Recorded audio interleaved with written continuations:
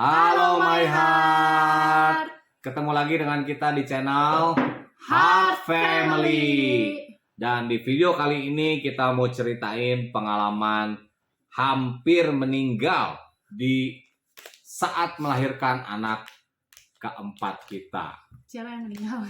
Ya kamu lah yang melahirkan ya.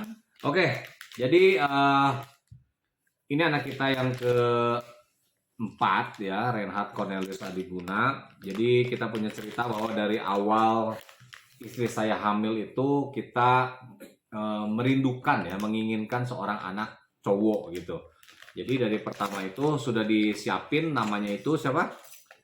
Philip ya, karena waktu itu ya kita bulan madunya di Phi Phi Island di Phuket, pengen punya anak namanya Philip, tapi ternyata Tuhan berkehendak lain dan kita dikasih anak cewek yang sangat cantik, namanya kita kasih nama Apia Luisa Adiguna ya. Nah yang kedua kita juga sama merindukan anak cowok juga, dan kita sudah siapin nama waktu itu Eleazar ya, tapi ternyata Tuhan berkehendak lain, dikasih anak cewek lagi dan kita kasih nama Evelyn. Nah buat My Heart yang belum tahu cerita tentang Evelyn itu ada ya ceritanya. Ada. Dan kita udah bikin videonya, kalian yang mau nonton tinggal pencet tombol di sini apa di sini? Ya disitulah pokoknya. Ada informasi di situ, nanti saya sertakan. Jadi waktu usia 3 bulan kehamilan itu istri saya mengalami usus buntu, harus dioperasi, ada resiko bayinya bisa lepas dari kandungan, tapi puji Tuhan bisa selamat, dan arti Evelyn sendiri adalah hidup ya. Itu anak kita yang kedua. Nah yang ketiga memang itu kehendak Tuhan juga, meninggal dalam usia di dalam kandungan 7 bulan. 7 bulan, dan kita kasih nama Rafaela Richelin Adiguna. Nah yang keempat inilah baru kita dapat anak namanya Reinhard. Jadi sudah lengkap Heart Family, H-nya Hiram, E-nya Evelyn, A-nya Apia, R-nya Reinhard, T-nya saya Tanti. Ya, dalam setiap kehamilan dari yang pertama sampai yang keempat, saya selalu mendoakan gitu ya anak-anak saya, istri saya juga kondisinya supaya baik dan bisa dilahirkan dengan sehat, normal, sempurna. Nah, ceritain coba gimana sih rasanya hamil anak keempat ini? Hamil anak keempat ini benar-benar saya nggak tahu kondisi saya hamil, sama sekali nggak tahu. Itu juga posisinya seperti kalian lihat di beberapa video ke belakang, ada video tentang Toko Berkah, dan itu masa peralihan kita dari Jakarta pindah ke Cipanas. Nah dari situ saya nggak tahu kalau saya tuh hamil. Jadi saya waktu hamil Reinhard ini benar-benar kayak packing barang, angkat barang. Jadi kayak turunin koper dari atas, ngepack barang buat pindahan. Benar-benar kerjanya lumayan ya, angkat-angkat barang pindahan gitu. Padahal di usia kehamilan awal-awal itu nggak boleh ya. Karena resikonya ya keguguran gitu. Flek lah biasanya pertamanya ya.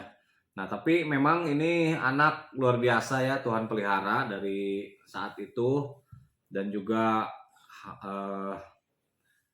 anak keempat itu rasanya dari bulan kelima ya. Dari bulan kelima tuh istri saya tuh udah sering ngerasain kontraksi. Karena kan sudah 3 kali dioperasi sesar, kata dokternya ada lengket gitu ya di kandungannya, atau juga mungkin ya mengecil juga kandungannya, jadi begitu mungkin bayi bergerak bekas jahitan gitu, dari yang lama dijahit lebih kecil, buka jahit gitu. Dan saya sesar itu kan sudah 3 kali sebelum Reinhard ya. Dan di usia 5 bulan itu saya sering ngelihat istri saya tuh sering mules gitu, ngerasakan kontraksi. Dan pertama kali kita pengen lahiran itu anak kita itu di Jakarta, karena yang kedua dan yang ketiga itu sudah kita punya satu dokter yang terpercaya, dan rumah sakitnya juga kita nyaman di situ, di Rumah Sakit Columbia Asia Pulau Mas. Kita ingin untuk melahirkan di sana gitu ya. Dan yang lucunya waktu di usia kandungan 6 bulan Reinhard, kita mempersiapkan untuk supaya bisa ditanggung pakai BPJS. Nah, ketika kita pergi ke puskesmas Kelapa Gading ya, karena di Columbia Asia disuruh minta rujukan Ya, surat rujukan dari puskesmas. dan juga harus diperiksa bidan kalau nggak salah 2 kali di sana. Ya. Nah, yang lucunya ketika kita mau mengurus BPJS itu prasyaratnya, surat-suratnya itu tertinggal gitu di Cipanas ya. Jadi dari kita kakak. Dari Cipanas udah ke Jakarta, ketinggalan semua. Tujuan utamanya tuh itu gitu, supaya kita bisa mengurus prasyarat BPJS. Taunya KTP-nya ketinggalan, kakaknya ketinggalan, BPJS-nya ketinggalan, ada di satu ya Satu map map. gitu ya, gitu ketinggalan semua. Ya saat itu saya udah mulai mikir nih, ini kenapa gitu ya? Oh ya, sebentar. Kita jelasin dulu kenapa saya pakai BPJS dan harus sesar lagi. Karena kan saya udah 3 kali melahirkan sesar, jadi nggak memungkinkan buat melahirkan normal. Jadi harus sesar. Ya, wajib sesar ya. Wajib sesar. Dan ya untuk menghemat biaya, waktu itu kita mau coba BPJS, tapi ternyata tidak berhasil. Nah saat itu ya kita nggak saling nyalahin, saya malah mikir nih ada apa gitu ya, apa mungkin ada rencana lain gitu ya dari Yang Maha Kuasa. Dan memang akhirnya kita inilah anak kita yang begitu lincah. Coba dibalikin. Nah akhirnya kita mencoba untuk ke ini ya, ke Cianjur. Di Cipanas. Di Cipanas kita ke satu dokter. Dan dokter itu memberikan estimasi dilahirkan Reinhard itu di 9 Mei. Nah, istri saya sempat minta untuk dimajukan lebih awal ke tanggal 5 Mei supaya angkanya bagus gitu ya, 5. Dan istri saya lahirnya di 5 bulan 4. Ya, angka cantik katanya. Tapi dokternya nggak ngizinin, tetap itu belum minggunya dan harus di tanggal 9 Mei. Ya, karena belum mateng katanya. Kata dokternya begitu. Nah, udah kita tetap kontrol ya. Dan satu kali di usia kehamilan yang 9 bulan, itu temannya istri saya tuh ngotot gitu. Namanya Ferani. Sahabatnya istri saya ngotot untuk, ayo dong ngelahirin di Sukabumi katanya. Ya, ayo ngelahirin di Sukabumi. Dia tuh udah bilang dari awal kehamilan saya. Jadi dia bilang, kenapa sih nggak di Sukabumi aja? Kalau di Sukabumi kan ada dia, teman-teman saya juga banyaknya di Sukabumi dan juga ada keluarga di Sukabumi. Dia sampai tanyain dulu ke dokternya, namanya Dokter Edi di Sukabumi. Ya. Dia sampai konsultasiin dulu. Dia tanya, dokter kalau kartu BPJS-nya keluaran dari Kelapa Gading Jakarta, kira-kira bisa apa enggak melahirkan di Sukabumi? Dia sampai tanyain itu loh. Saya juga sebenarnya agak bingung gitu ya, kok dia sampai benar-benar dia tanyain dulu, terus dia baru WA saya. Dan dia juga mendaftarkan ya. Ya, langsung didaftar. Pertama kali konsul ke Dokter Edi ini dia yang daftarin gitu, dan kita dapat nomor yang pertama gitu ya. Iya. Akhirnya kita ke Dokter Edi, dan kemudian Dokter Edi itu ketika melihat hasil setelah di ronsen, dia melihat keterangan juga dari dokter sebelumnya, dia bilang, loh ini kok tanggalnya jauh sekali katanya. Ini tanggal dia itu estimasinya di tanggal 23 April. Sedangkan itu di tanggal 9 Mei. Yang di Cipanas. Yang di Cipanas itu. Wah, itu kan bedanya 2 minggu ya. Nah, 2 minggu saya mikir gini loh, kalau misalnya emang tanggal 23 itu sudah harus melahirkan gitu kan, sudah tanggalnya, tapi kita tetap di dokter yang Cipanas, saya pasti suruh istri saya nunggu gitu. Karena dia pun pasti nggak mau ngelahirin saat itu gitu. Iya, kan tanggal juga takutnya bayinya prematur atau gimana kan, kalau sebelum waktunya saya pasti berusaha banget tuh buat, walaupun kontraksi pasti saya tahan. Pasti gitu. Ditahan gitu ya bagaimanapun caranya, karena itu bedanya setengah bulan ya. Nah, akhirnya kita berubah rencana setelah dapat pandangan dari Dokter Edi tersebut. Akhirnya kita memutuskan untuk di Sukabumi. Nah, kemudian tanggal 22 April itu sejak dini hari istri saya sudah merasakan kontraksi. Yang asalnya kontraksinya tuh memang kok saya bilang tadi dari 5 bulan ya. 5 bulan itu kadang-kadang kontraksinya sampai setengah jam. Itu kayak kram sakit gitu ya, mules. Saya juga bingung mesti ngapain, yang paling saya usap-usap gitu ya. Tapi istri saya kesakitan terus, kadang-kadang bisa sampai 1 jam. Nah, di tanggal 22 itu, 1 hari sebelum estimasi dari dokter Edi itu, istri saya tuh bener-bener ngerasain kontraksinya tuh udah rapet gitu, waktunya tuh udah udah mulai berjarak kan biasanya dari 30 menit, 20 menit. Itu kan kita mesti cek terus kan dia ngedorongnya berapa menit sekali gitu. Sampai udah mau 5 menit sekali itu kan udah benar-benar udah mau melahirkan ya. Ya, akhirnya kita memutuskan udah tanggal 22 itu langsung dilarikan ke Sukabumi sambil kita juga telepon ke susternya. Kita ya istilahnya kita bicara lewat telepon dan akhirnya memang kata si dokternya juga ambil keputusan segera bawa ke UGD gitu kan. Nah, setelah itu sampai di sana saya ngurus berbagai macam surat-surat ya, untuk parkiran juga, untuk registrasi juga, BPJS juga. Nah, itu ternyata istri saya itu tidak dalam kondisi yang ideal untuk melahirkan. Karena kan malamnya dari subuh juga udah bangun ya, udah kurang tidur juga. Nah, di tensi diperiksa sama susternya ternyata istri saya punya tekanan darah rendah dan dibilang ini darahnya kurang gitu untuk dilakukan proses operasi. Nah, itu kan harus nunggu. Setelah nunggu ternyata di sana tidak ada stok darah yang golongan darah O. Akhirnya saya lah yang harus mendonor darah. Nah, ini pengalaman saya pertama kali donor darah. Jadi waktu itu sekitar jam 2 saya ke Palang Merah Indonesia, saya bawa ampulnya, saya bawa segala macam surat pengantarnya dari Rumah Sakit Hermina Sukabumi, dan akhirnya saya diambil darah, saya balik lagi ke rumah sakit. Nah, susternya bilang ini harus dicek dulu katanya di lab. Itu waktunya sekitar 1-2 jam apakah darah istri saya dengan saya itu cocok. Karena saat itu di rumah sakit sedang tidak ada stok gitu. Nah, kalau tidak cocok, maka harus mencari darah lain yang kepikiran ya donor darah dari kakaknya dia gitu ya, yang paling memungkinkan. Kebetulan kok saya juga orangnya takut jarum lagi. Ya, takut jarum.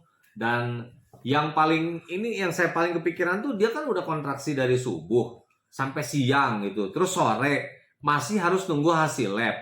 Kalau hasil labnya nggak cocok, ya mesti nunggu lagi gitu. Nunggu lagi ngambil darah ke PMI. Dari PMI kemudian dikirim pakai kurir. Kemudian dicek lagi 2 jam. Saya pikir ini bisa-bisa ngelahirinnya jam berapa gitu.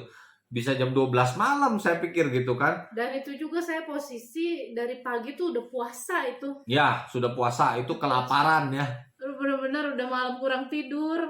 Terus nahan kontraksi, juga puasa. Wah, lengkap. Nggak jelas juga gitu ya. Apakah darahnya cocok atau enggak. Nah, tapi ya saya berusaha meyakinkan diri dan saya yakin juga bahwa ini pasti cocok. Dan betul setelah melewati hasil lab, akhirnya ketahuan bahwa itu cocok gitu ya. Dan akhirnya si dokter itu kurang lebih jam 7 malam datang, sekitar jam 6:30, jam 7. Kemudian masih ada cek lab apalah itu, saya lupa. Sampai akhirnya selesai operasi itu sekitar jam 9 lebih. Iya, saya masuk ke dalam ruangan Observasi udah dari jam 6. Ya. Jam 6 sore. Jam 6 nungguin dokter, nungguin hasil itu. Nah, dan saat itu kita itu kan BPJS di kelas 1. BPJS di kelas 1 ternyata ruangannya itu full. Ruangannya itu full dan dokter bilang kita akan dialihkan ke kelas 2. Ya kita sudah tidak bisa memilih lagi, ya sudah mau bagaimana lagi gitu kan. Saat itu kita setuju-setuju saja. Dan memang saya saat itu sudah berencana mau pulang. Nah, sebentar lagi kita akan ceritakan nih apa pengalaman antara hidup dan mati ketika melahirkan Reinhard gitu ya.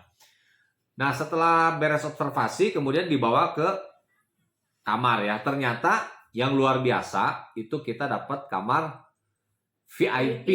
Ya, dapat kamar VIP. Di dalam situ ada kasur ya dengan segala fasilitasnya dan ada sofa, ada kasur. Sofa, ada lemari es juga, kulkas, ada TV ya. Dan saya akhirnya karena dapat kasur di situ ya sudah saya memutuskan untuk ya sudah saya nginep saja gitu, nemenin istri saya. Meskipun sebenarnya saya pengen pulang gitu kan karena capek ya. Udah seharian juga dari subuh. Dari subuh saya udah mungkin juga dia udah terganggu kali tidurnya ya. Saya juga udah ngurusin ini itu ya, udah donor darah juga gitu. Tapi ya akhirnya saya memutuskan untuk stay di situ, nginap di situ. Nah, setelah itu sekitar jam 12 malam ya, setelah kita sudah ya udah lumayan lah gitu, nggak terlalu repot, si susternya datang. Nah, gimana ceritanya? Susternya datang, biasa kan kasih obat, ngecek infus. Terus dia kasih bawa 1 jarum suntik gitu. Dia suntik lah ke selang infusan saya. Seret! Itu kalau nggak salah painkiller atau antibiotik, pokoknya saya lupa. Dan saya juga waktu itu biasa aja gitu kan, kayak saya udah ngelahirin berapa kali, jadi nggak ada prasangka apa-apa gitu. Dan sebelumnya juga biasa kan dites, dikasih lingkaran gitu, terus dites dulu kan obat, takutnya ada alergi atau apa. Kalau merah dia biasanya ganti sama obat lain kan. Dan ternyata setelah berapa susternya suntik, nggak ada berapa menit ya, paling 2-3 menit ya. Ya, segera bereaksi lah itu pokoknya. Ya, pokoknya setelah obat itu bereaksi, tahunya saya langsung sesak nafas. Benar-benar nafas saya tuh benar-benar udah kayak mau habis gitu, udah sampai nggak tahu itu kalau di videoin kayak apa ya. Sesak nafasnya udah benar-benar nggak tertahan gitu. Ya. Dan keadaan itu juga suami saya tuh kayak kan, sayanya sesak nafas, suami saya panik. Suami saya cuma bisa teriak, itu pencet, pencet, kita dia pencet. Tombol buat panggil perawat. Saya bilang pencet. Karena memang ada di sebelah saya gitu, tinggal begini doang gitu Iya, sebenarnya. saya pikir ini kok masa nggak bisa sih cuma mencet begitu doang gitu kan. Saya udah nggak bisa ngatur nafas sendiri aja, udah benar-benar udah kayaknya itu kalau dibiarin berapa menit kemudian udah saya lewat kayaknya. Ya, kemungkinan besar kalau saya tidak jadi nginep, kalau saya tidak Ya. jadi nemenin istri saya, kemungkinan besar itu sudah lewat gitu ya. Karena saking sesak napasnya, dia nggak bisa ngambil alat yang ada di sebelahnya dia gitu. Benar-benar Nggak bisa gitu. tahu kan kalau bed itu kan biasa diiketin gitu kan. Si ininya apa buat pencetannya turun ke bawah gitu, tinggal diambil doang sebenarnya. Itu pun nggak bisa. Itu saya udah nggak bisa. Akhirnya saya juga panggil susternya, barulah susternya masuk, nggak lama dikasih oksigen. Nah, barulah setelah dikasih oksigen itu, saya lihat napasnya istri saya baru mulai agak normal gitu ya. Nah, disitulah kita bersyukur ya bahwa sepertinya ya kita berdoa itu tidak sia-sia gitu. Tuhan itu menuntun kita dari pindah dari Jakarta ke Cianjur, dari Cianjur pindah ke Sukabumi, dan di Sukabumi itu kan anak-anak saya ada 2 cewek, itu bisa dititip gitu loh. Ya, Saya pikir kalau di Cianjur mau dititip di mana, sedangkan saya harus di rumah sakit gitu untuk nemenin istri saya. Jadi, Nah, kalau saya misalnya ke hotel juga, istri saya ditinggal, ya mungkin terjadi juga itu iya. gitu. Jadi awalnya itu saya kan sebenarnya gitu ya, kalau di sesar itu kan saya udah punya pengalaman gitu, udah 3 kali sesar. Maksudnya mungkin di hari pertama aja gitu, kalau misal seandainya suami saya mau tungguin saya pun, saya cuma minta di hari pertama aja. Karena apa? Karena kan obat bius biasanya kaki belum bisa gerak gitu, saya masih pusing. Tadinya rencana awalnya saya udah bilang kalau saya udah sadar udah aja tinggalin gitu. Iya. Pulang aja, soalnya anak-anak kan gak enak juga kan dititip di mama saya sama di keluarga koko saya juga gitu. Nah, ternyata memang itulah rencana yang Maha Kuasa, ya kita bersyukur kita bisa dapat VIP aja, itu memang udah mujizat ya dari Tuhan gitu. Nah, akhirnya muncullah anak ini ya yang lucu, gempal. Ya, semua orang sayang sama dia, keluarga, kakek neneknya, oma opanya, juga cici-cicinya sayang sama Reinhard. Nah, kemudian juga saat ini Reinhard ini full susu formula ya. Ya. Karena waktu di usia kurang lebih 3 bulan, istri saya pernah mengalami pneumonia. Ya itulah. Pneumonia. Nah, saya sempat dirawat juga di rumah sakit 3 hari. Itu karena di paru-paru saya ada bakteri yang ternyata itu karena rumah saya yang pertama itu kontrakan, itu rumah kontrakan itu lembab, jarang dibuka pintunya, udara jarang masuk, juga jendela saya jarang buka karena si jendelanya itu posisinya langsung ke taman. karena takutnya karena nggak ada jaring buat penghalang gitu, jadi takutnya ada ular atau binatang masuk dari kebun gitu. Ya, karena juga tidak berjemur dalam waktu yang lama, akhirnya Ya. terjadilah radang paru-paru itu. Soalnya selama hamil dia saya bed rest gitu. Ya. Jadi ini pesan juga, jangan kita lewatkan kalau kita bisa jemuran pagi gitu ya. Iya. Oke, itu aja cerita dari kita. Mudah-mudahan bisa memberikan inspirasi buat pehat-pehat semua. Sampai ketemu di video kita yang selanjutnya. Jangan lupa like, comment, share, subscribe video kita. Oke, bye-bye.